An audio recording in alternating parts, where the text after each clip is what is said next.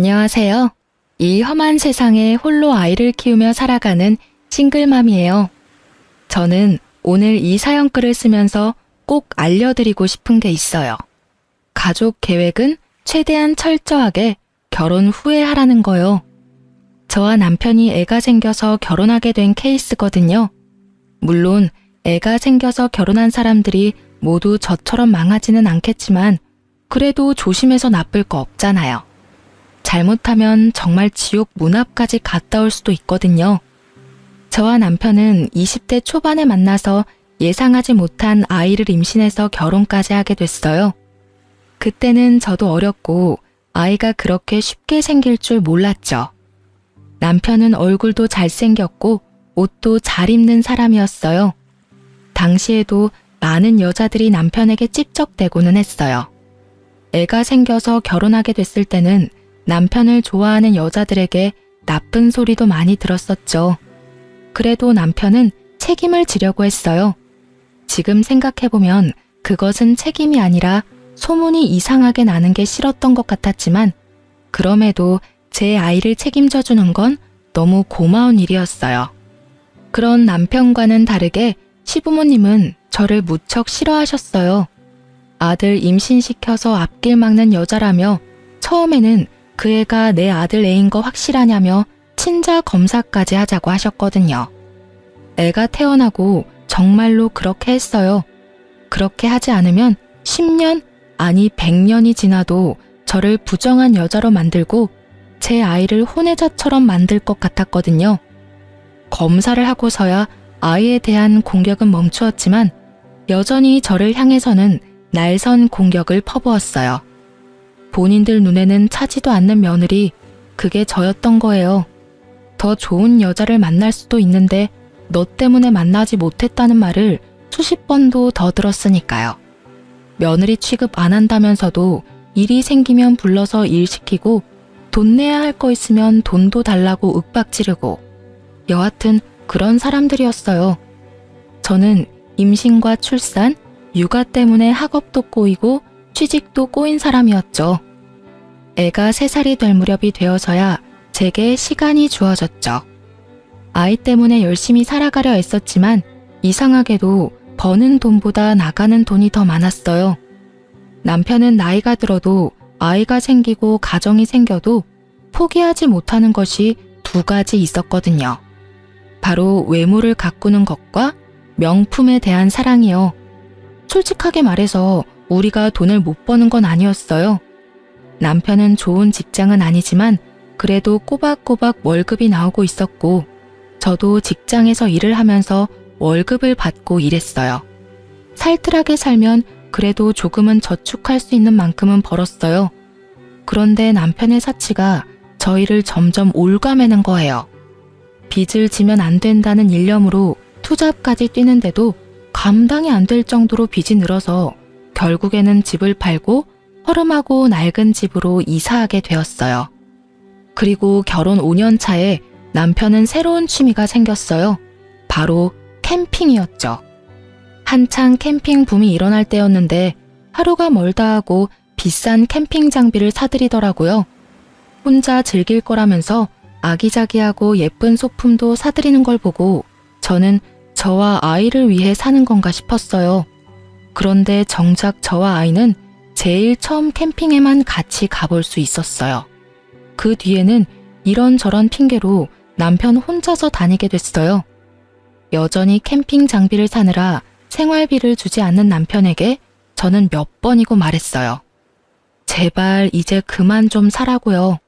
그런데도 남편은 알았어 하면서 흘려넘기고는 여전히 비싼 물건을 샀어요. 캠핑은 한 달에 1번 정도 나가더니 얼마 지나지 않아서는 2주에 1번을 나가더군요. 그리고 그 뒤에는 매주 주말에 캠핑을 하러 갔어요.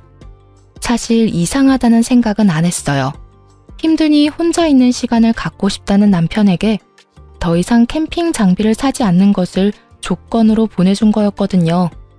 사건이 터진 건 캠핑을 다니게 된 지 5달째 되던 날의 평일이었어요. 저는 그날 연차를 쓰고 건강검진을 다녀오는 길이었어요. 아이 보느라 건강검진을 못하고 있다가 부랴부랴 하게 돼서 급히 연차를 쓰는 바람에 남편에게도 알리지 못한 연차였어요. 아무것도 안 먹고 검진을 하고 나오는데 배가 너무 고프더군요.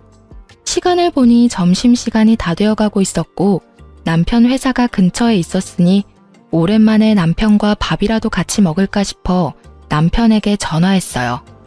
그런데 전화를 받은 남편이 밥 먹을 시간 없다며 전화를 뚝 끊더군요. 바쁜가 보다 싶어서 남편 회사 앞에서 발길을 옮기는데 남편 회사 동료와 마주치게 됐어요. 그분도 밥 먹으러 나오는 길이었던 것 같더라고요.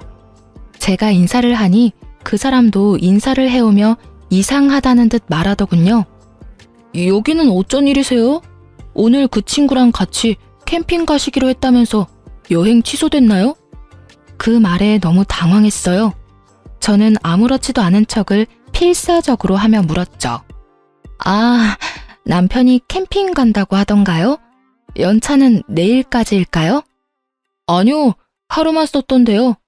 평일날 그렇게 오래 못 간다고 가까운 데 간다더니 결국은 못 갔나 보네요. 그러게요. 이런 날도 있네요. 그런데 남편이 캠핑 가는 이야기 많이 하나 봐요. 네, 매번 와이프랑 갔다고 자랑해서 저희 와이프가 좀 보고 배우라면서 난리도 아니에요. 저는 그 이야기를 들으며 남편이 바람이 났다는 걸 직감했어요. 모를 수가 없죠. 저한테 말도 없이 연차 쓰고 캠핑을 갔고 집에서는 양복을 입고 나갔으니 저를 속일 의도였던 거잖아요. 저한테 숨길 게 없으면 캠핑 갔다 오겠다는 말을 하고 당당하게 나갔을 테니까요. 게다가 매번 와이프랑 갔다니 저희는 처음 한 번 빼고는 간 적이 없는데 말이죠. 결국 그날 저녁 남편이 오기를 기다렸어요.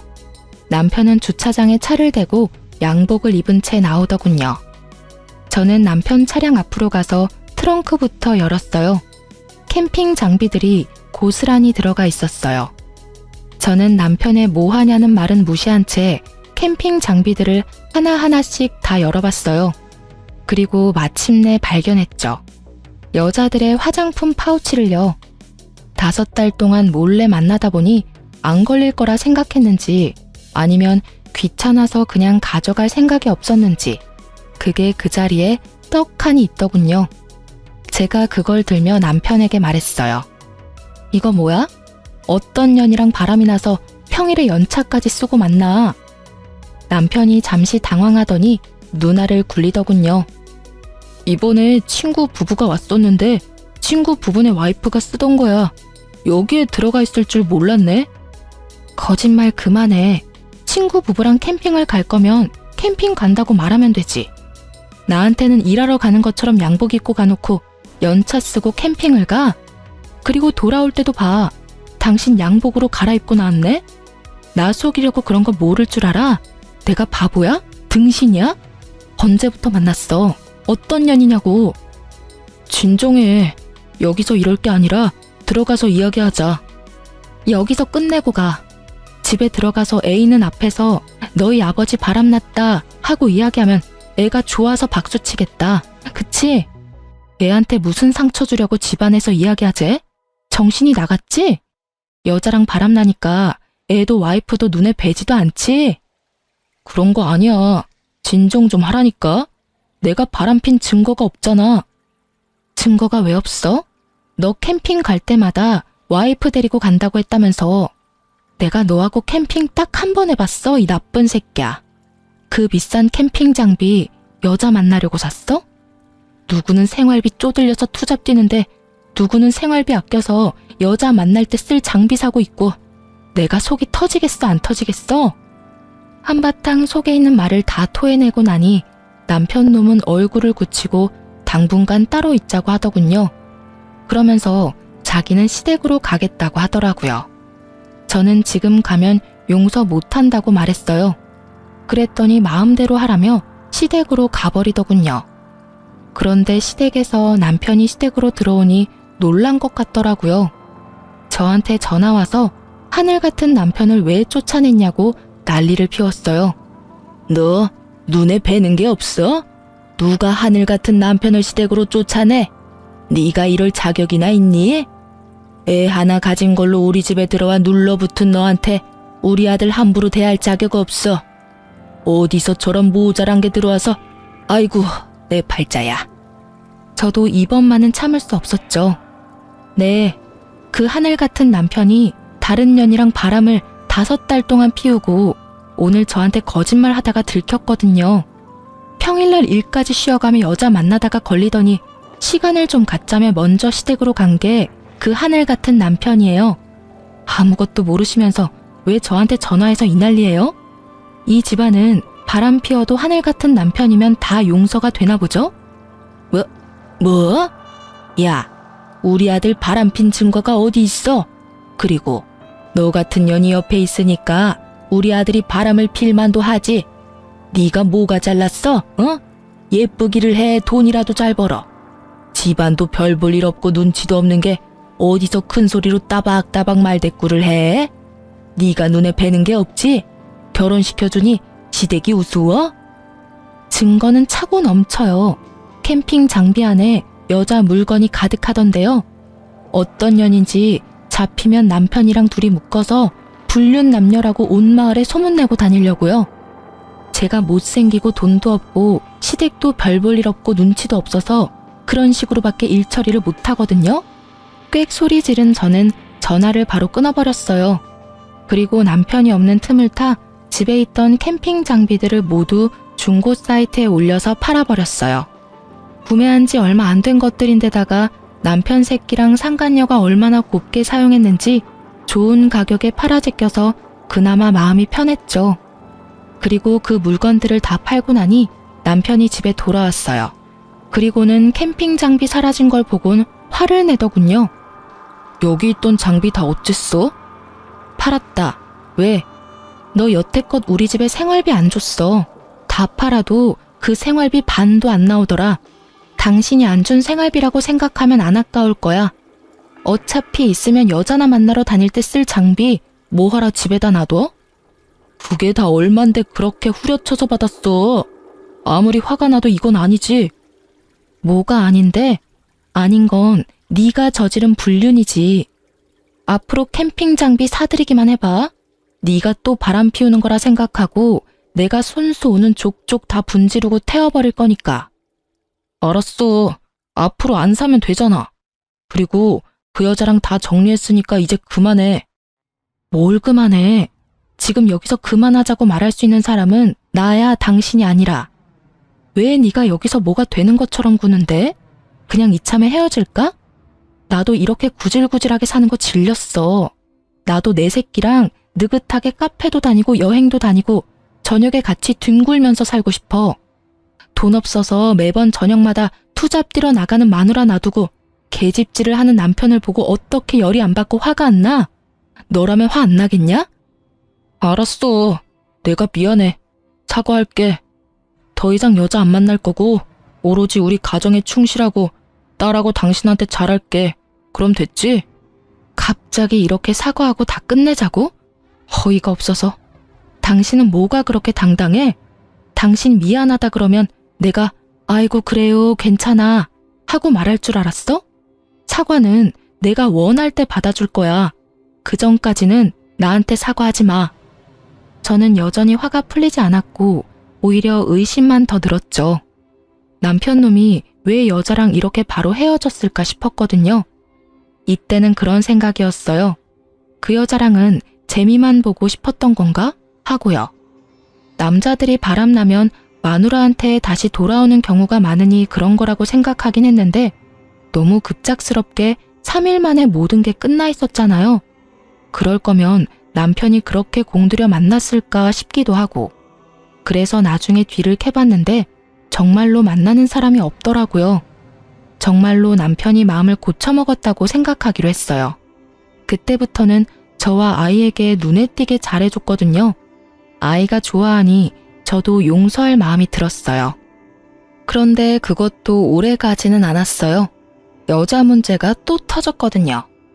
첫 외도 문제로부터 1년이 지났을 때 남편의 태도가 점점 바뀌고 있었어요. 쎄하다는 느낌 아시죠? 뭔가 눈에 띄게 변한 건 아닌데 가끔씩 저와 아이를 방치하는 느낌이 들거나 냉정하게 끊어내는 느낌이 들었어요.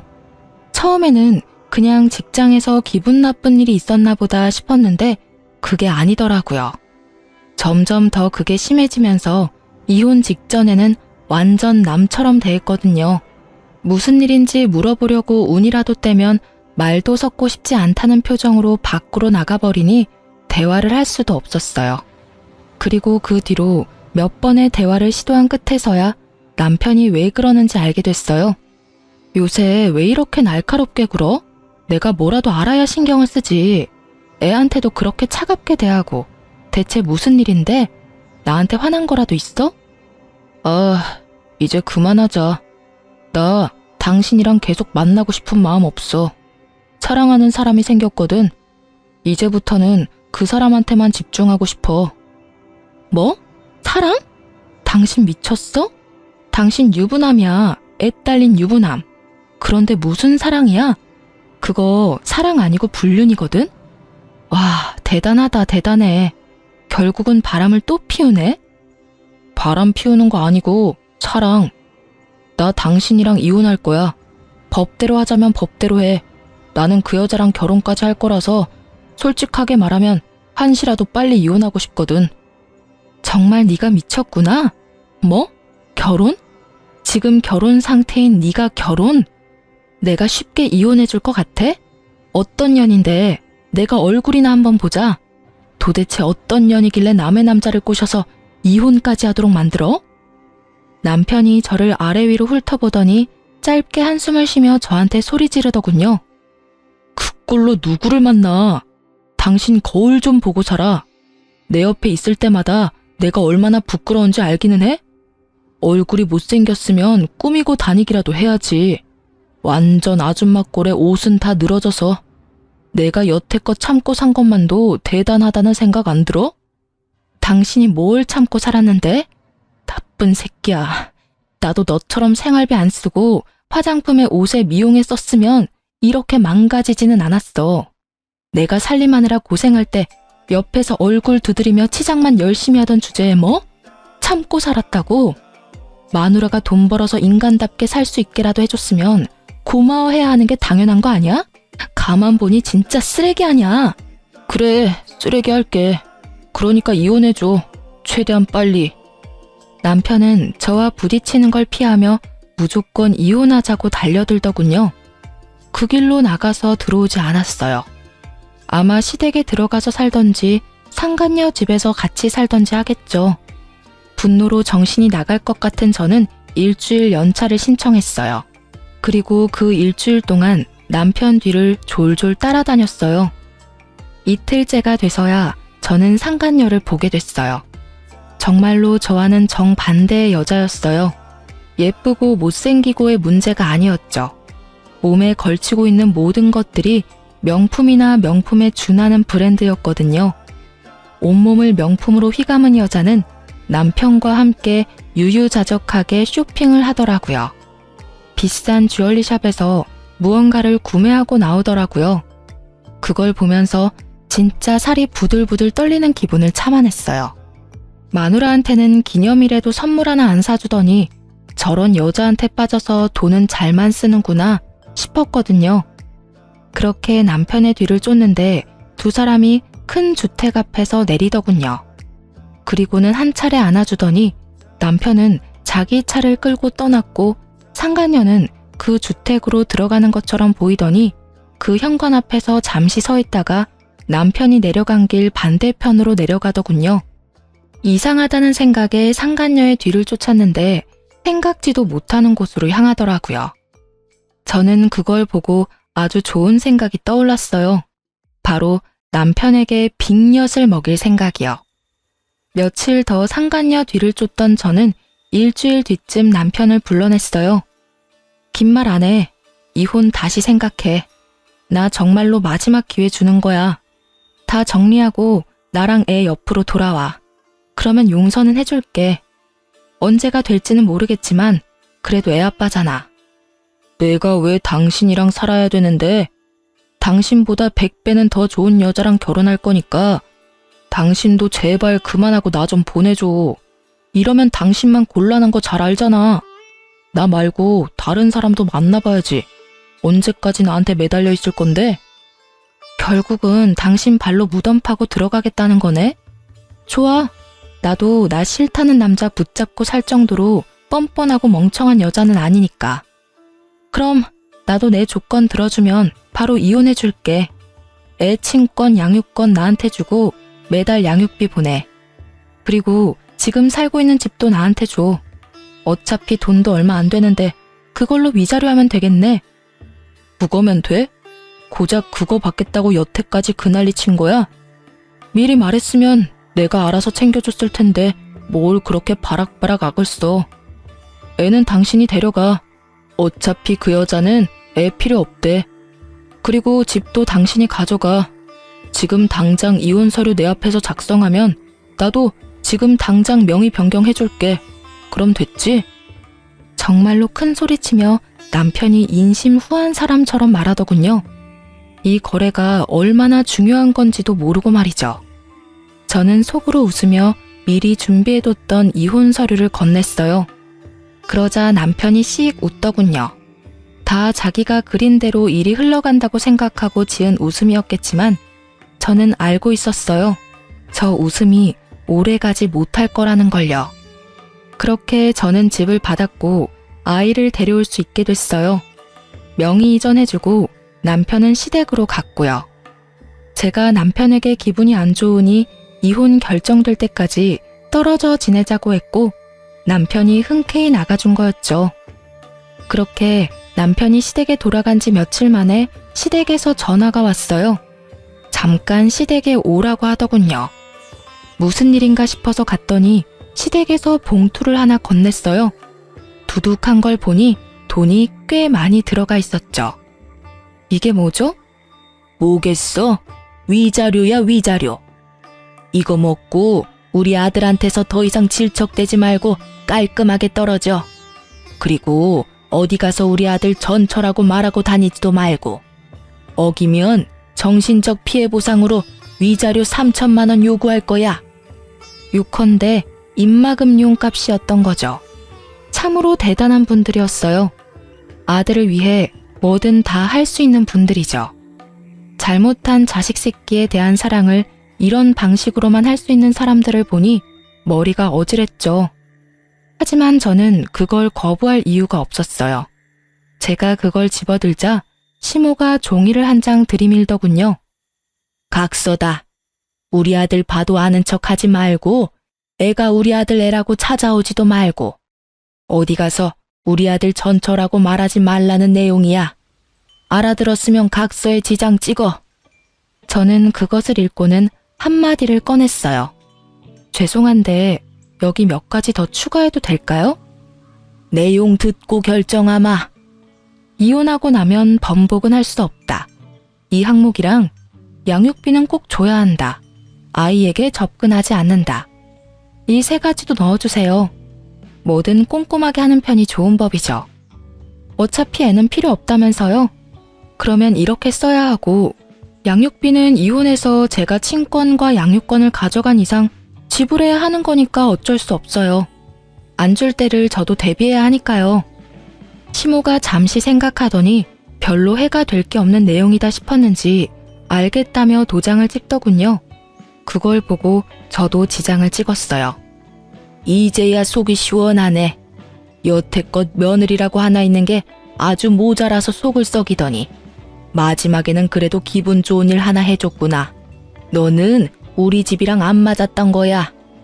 너한테 잘 맞는 남자가 어디 있을지도 모르니 잘 살펴보며 지내라. 하긴 우리 아들보다 더 대단한 남자는 못 만나겠지만 말이다. 네가 무슨 수로 우리 아들 같은 남자를 만나겠니? 그러게요. 저도 속이 다 시원하네요. 어디서 복덩이 같은 여자가 굴러와서 여자나 밝히는 새끼 뒤치다거리 해준다고 하다니. 2천만 원은 제가 여태껏 이 집에서 받은 정신적 피해에 대한 보상이라고 생각할게요. 그러니까 저도 고맙다는 말은 안 할 거고 어르신들도 생색내지 마세요. 그 돈만큼 사람 괴롭힌 거는 맞는 말이잖아요. 저도 이제야 이 집안에서 벗어날 수 있어서 정말 다행이라고 생각해요. 앞으로 올 여자가 얼마나 대단하고 좋은 며느리일지는 모르겠지만 두 분 마음에 아주 쏙 들기를 바랄게요. 저 같은 여자보다는 명품으로 온 몸을 휘감고 다니는 여자가 이 집 사람들하고 딱 맞는 것처럼 보이니까요. 제 말에 시부모는 얼굴이 빨갛게 달아올라 터지기 일보 직전이었어요. 새파랗게 어린 여자한테 모욕적인 언사를 들으니 화가 났던 거겠지만 저야말로 이 모욕을 던질 수 있는 유일한 사람이기도 했죠. 그간 얻어먹은 욕이 얼만데 2천만 원으로 퉁을 치려 하다니 완전 도둑놈 신보잖아요. 어쨌든 두 사람에게 한바탕 쏘아주고 밖으로 나오면서 제가 남편에게 말했죠. 각서에 나온 대로 잘 지켜달라고요. 그랬더니 남편 놈은 걱정하지 말라며 너나 잘 지키라고 하고 각자 헤어졌어요. 그리고 저는 이혼이 될 때까지 정말 조심스럽게 기다렸어요. 두 사람이 깨지면 제 계획도 깨지니까요. 상간녀와 남편 놈이 깨쏟으며 알콩달콩 미래 이야기를 하고 있어야 제가 줄 비곁이 두 사람에게 큰 타격을 줄 거거든요.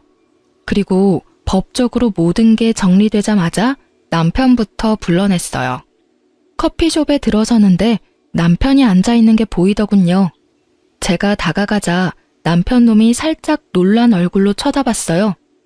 남편 놈이 마음고생을 시키지 않으니 저절로 시간이 넉넉해져서 잠도 잘 자고 꾸밀 시간도 돈도 생겼거든요. 그래서 열심히 찍어 바르고 미용하고 예쁜 옷 사입었더니 저도 아줌마 때는 좀 벗겨진 모양이었죠. 많이 바뀌었네?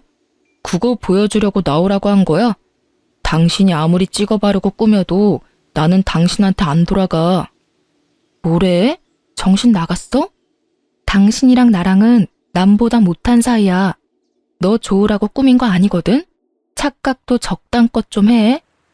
그럼 왜 보자고 했는데? 각서에 나한테 연락하지 말라고 적혀 있었잖아. 급한 일 아니면 간다? 급한 일이기는 해. 하긴 나보다는 당신한테 급한 일이긴 한데 필요 없으면 그냥 갈게. 나도 필요 없다는 사람한테 굳이 이야기하고 싶지도 않고. 제가 일어서는 신용을 하자 전 남편이 저를 급히 잡더군요. 무슨 일인데 그런 말을 해? 말해봐. 급한 일이란 게 뭔데? 내가 이런 말하면 또 당신한테 미련 못 버리고 질투하는 것처럼 보일까봐 여태까지 말 안 하고 있었거든. 근데 우리 이제는 진짜 남이고 나도 당신한테 아무런 미련도 없어. 솔직히 이런 이야기 한다고 나한테 득될 것도 실될 것도 없는데 그래도 당신이 내 아이 아빠라서 도와주려는 거야. 무슨 말을 하려고 이렇게 서론이 길어? 나 당신이 이혼해달라고 했을 때 당신이랑 그년 미행한 적 있었거든? 근데 엄청 큰 주택에서 당신이 내려주고 항상 당신이 먼저 자리 떴지? 근데 그녀는 당신이 가고서도 그 문 앞에서 10분을 서 있더라고. 그리고 집에 왜 안 들어가나 싶었는데 거기서 나와서 다른 곳으로 향하던데? 그 주택가에서 좀 많이 떨어진 원룸촌으로 들어가는 걸 봤어. 약속이 있었나 싶었는데 그 뒤에도 쭉 그 여자는 그 주택에서 내려줘도 매번 똑같은 원룸 빌라로 가더라고. 출퇴근도 거기서 하던데 혹시 다른 남자라도 있는 거 아니야? 잘 알아보고 결혼하는 거 맞지? 제 말을 듣는 동안 전 남편 얼굴이 시시각각 변하더군요. 이게 끝이야. 뭐 두 사람 간의 신뢰가 있으면 큰 문제 없는 일이지. 내 이야기는 끝났으니까 이제 정말 끝이네. 갈게. 그렇게 말하고 자리에서 일어서는데 전 남편이 초조한 얼굴로 제게 그러더군요. 혹시 그 건물이 어딘지 기억해? 같이 좀 가줬으면 하는데. 저는 알겠다고 흔쾌히 말하고 전 남편을 데리고 상간녀가 드나들던 원룸으로 향했죠. 그곳에 도착했을 때 전 남편의 얼굴은 완전히 똥 씹은 표정이었어요. 전 남편은 원룸으로 들어가지 못하고 그 근처에서 지켜보고만 있었어요. 저는 놔두고 가려다가 곧 있을 즐거운 만남을 위해 가지 않고 같이 기다리고 있었죠. 그리고 상간녀가 나타났어요. 여전히 온몸에 명품을 휘두르고요. 빌라 입구에서 들어가려는데 전 남편이 나타나 상간녀 손목을 확 낚아채며 소리치더라고요.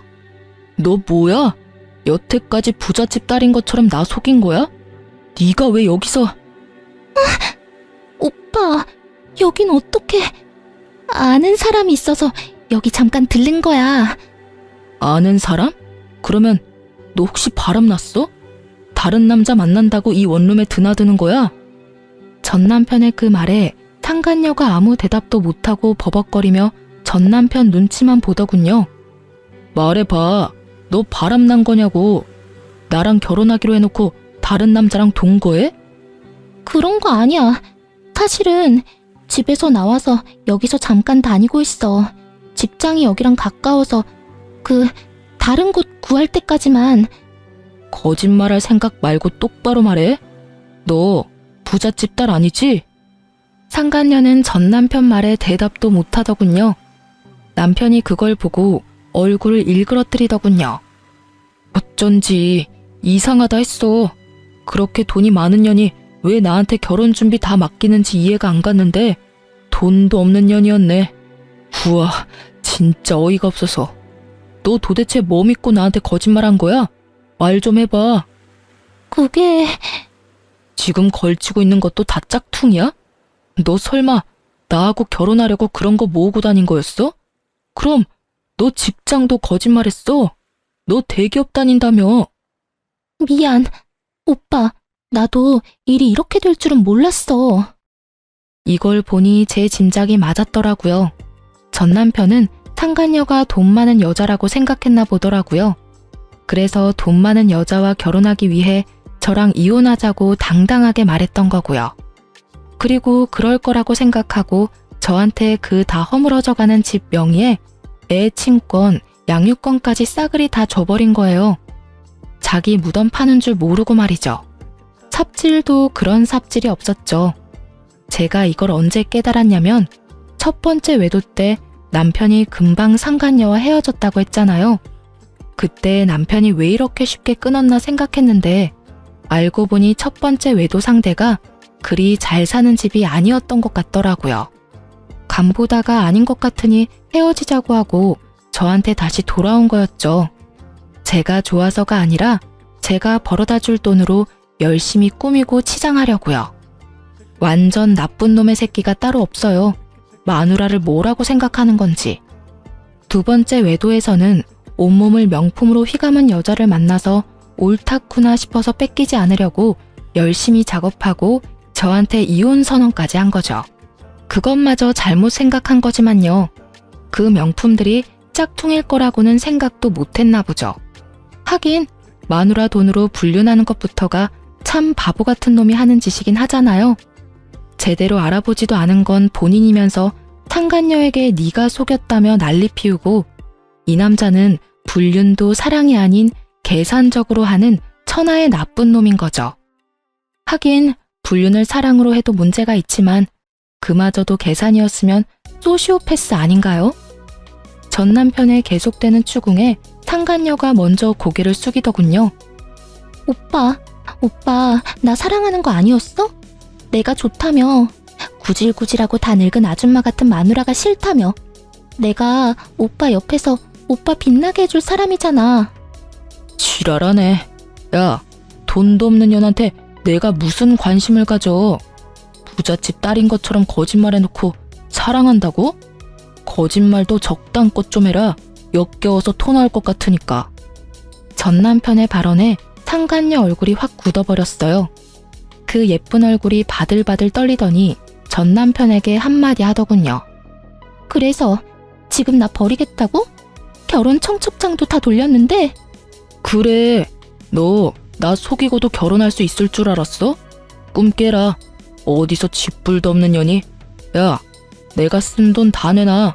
결혼식 취소 비용 다 내놓으라고. 오빠 돈 많다며? 그 정도도 처리 못해줘? 설마 오빠 돈 없어? 하긴 이상하긴 했어. 마누라가 워낙 없이 살았잖아.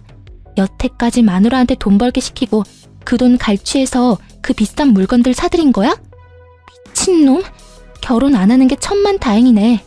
너 같은 놈한테 잘못 걸렸으면 당신 전처처럼 이혼할 때까지 돈 갖다 바치느라 일하다 늙어 죽었을 테니까.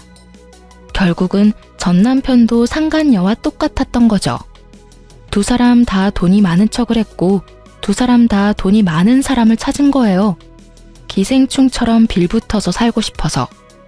뭐라고? 너 말 다 했어? 다 했다. 왜? 어쩔 건데? 어차피 다 들통나고 파혼까지 당한 마당에 내가 못할 건 뭐 있는데? 돈 많은 여자나 잡아가지고 팔자 패려고 한 기생오라비 같은 새끼가 감히 누구한테 지랄이야? 여자한테 빌붙지 않으면 명품도 못 사는 남자 같은 거 내 쪽에서 거절이야. 재수가 없으려니까 어디서 저딴 놈이랑 엮여가지고. 앞으로 연락하면 스토커로 신고할 테니까 우리 집 앞에서 당장 꺼져. 상간녀 성격이 보통 넘더라고요. 저는 두 사람이 싸우는 모습을 보며 끄끄거리며 웃음을 참고 있었고 낭패한 전 남편의 얼굴을 보고는 정말 배를 붙잡고 웃고 싶었죠. 그래도 남의 불행을 내 행복으로 삼고 싶지는 않아서 열심히 참아봤답니다. 그래도 웃음이 막아지지는 않았지만요. 상간녀가 자리를 뜨고 저도 슬그머니 자리를 뜨려는데 전 남편이 저를 붙잡더군요. 잠깐 기다려봐. 우리 이혼 없던 일로 하면 안 될까? 당신도 봤잖아. 저 여자 나를 돈으로밖에 생각하지 않았어. 게다가 아무것도 가진 것도 없으면서 사치만 엄청 해대는 여자고. 난 그냥 저 여자한테 당한 불쌍한 남자야. 당신이 그렇게 말하니까 소름 돋는다. 당신이 저 여자한테 하는 모든 말들이 당신한테 해당되는 일인 건 알고 있어?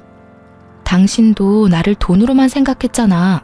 그리고 가진 것도 없으면서 사치만 해대고 있고. 그 여자한테 당한 게 아니라 그 여자 이용하려다가 역으로 당한 거겠지. 말하면서도 자괴감 같은 건 안 드나 봐? 엄청 뻔뻔하네. 당신이 그렇게 생각했다면 내가 정말 사과하고 앞으로는 절대 그렇게 살지 않을게. 돈도 착실히 벌어서 생활비도 주고 사치도 안 하고 명품도 사지 않을게. 그러면 다시 받아줄 수 있는 거 아니야? 애도 아직 어리고 이혼은 아이 정서에도 좋지 않기도 하고. 아이 정서를 생각하는 놈이 애는 필요 없으니까 나한테 알아서 하라고 했어? 정신 나간 놈 아냐? 당신이 하는 모든 말들이 거짓말로 들려서 결혼은 다시 못 해줘. 그리고 이럴 줄 알았던 저는 가방에서 각서를 꺼내 전 남편 앞에 들이밀었어요. 각서. 지장 찍고 도장 찍은 거 맞지? 이혼 번복 안 된다고 미리 이야기했어. 약속은 잘 지키면 좋겠네. 애 핑계 대고 재결합 같은 거 꿈도 꾸지 마. 너 같은 놈이 아빠라는 것보다 애 정서에 안 좋은 일은 없어. 아무리 나쁜 놈이라도 아빠만 있으면 된다고 생각하는 거야? 나쁜 영향 끼칠 것 같으면 미리 손절하는 게 애 미래를 위한 일이라고 나는 생각하거든. 칼같이 끊는 제 말에 전 남편이 그 앞에서 황급히 무릎을 꿇더군요. 여보, 제발. 아니면 집만이라도 둘이서 나누면 안 될까? 아니면 부모님이 주신 돈이라도 돌려주면. 그건 이미 다 끝난 일이고 내 입단속 시키면서 젊고 돈 많은 여자랑 미래를 꿈꿀 때는 넙죽넙죽 잘만 주더니 결혼 하나 못하게 됐다고 줬던 걸 뺐니? 욕심도 많아. 당신이 준 집은 다른 사람한테 팔았으니까 더 이상 손 못 대. 그리고 양육비 안 주면 월급에서 빼갈 수 있도록 법적 조치 들어갈 거니까 알아서 하고. 전 남편을 뿌리치고 나가는데 뒤에서 소리치는 목소리가 들리더군요. 용서해달라는데 자기가 뭘 잘못했는지도 모르는 놈이 무슨 용서를 빌어요? 다 거짓부렁이인 거 티가 나는데 말이죠. 용서? 돈 많은 여자 잡아서 호강할 줄 알고 다 쓰러져가는 집 선심 쓰듯이 던져줄 때는 미안하다는 생각은 하나도 없었으면서 시댁에서 한술 더 떠서 돈으로 깔끔하게 저와 아이라는 존재를 털어내려 할 때도 미안한 마음 눈꼽만큼도 없었던 놈이 말은 어찌나 청산유수인지 제가 용서할 리가 없잖아요. 억울해서 화병이라도 걸려서 골골대면 책임져 줄 것도 아니면서 용서를 빌기는 왜 비냐 이 말이죠. 결국 전 남편의 재혼은 영원히 물 건너 가버렸어요. 상간녀가 직접 전 남편 직장에도 소문을 다 낸 데다가 이번 일로 첫 번째 외도까지 들통나 버렸죠. 그때 저와 대화했던 그 직장 동료가 회사의 이야기를 다 퍼뜨린 모양이더라고요. 저와 대화할 때 제 모습이 이상했다는 걸 알아챈 것 같더라고요. 솔직히 저야 그 직장에 안 다니는 외부자이니 굳이 신경 쓸 일 아니지만 당사자는 좀 다르잖아요? 자기 이미지가 완전히 박살나는 걸 두고 볼 수 없었는지 아니면 다른 여자들에게 경멸 어린 시선을 받는 게 힘들었는지 이유는 모르겠지만 퇴사를 했더군요. 그래도 열심히 돈 많은 여자 꼬셔보려고 돌아다니고 있는 모양이더라고요. 허세 가득한 SNS는 그대로였으니까요. 그렇지만 잘 될 리가 있나요?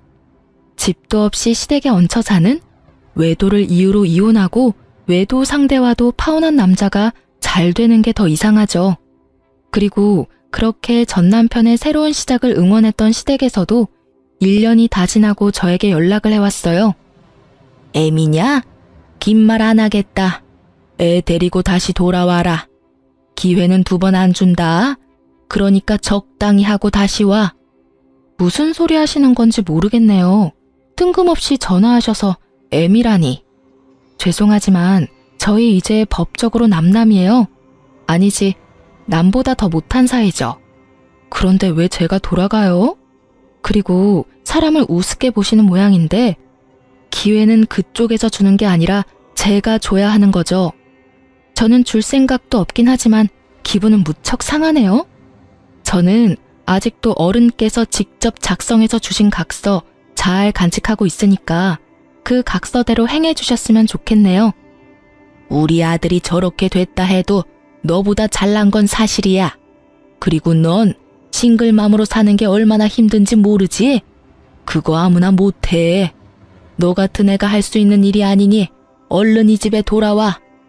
걱정 안 해주셔도 열심히 힘들어하고 있어요. 친정에서도 많이 도와주니까 괜찮고요. 저한테 신경 쓰지 말고 아드님한테나 신경 써주세요. 아참, 양육비는 밀리지 말고 꼬박꼬박 보내주라고 전해주세요. 각서 기억하시죠? 어기면 위자료 3천만 원이에요.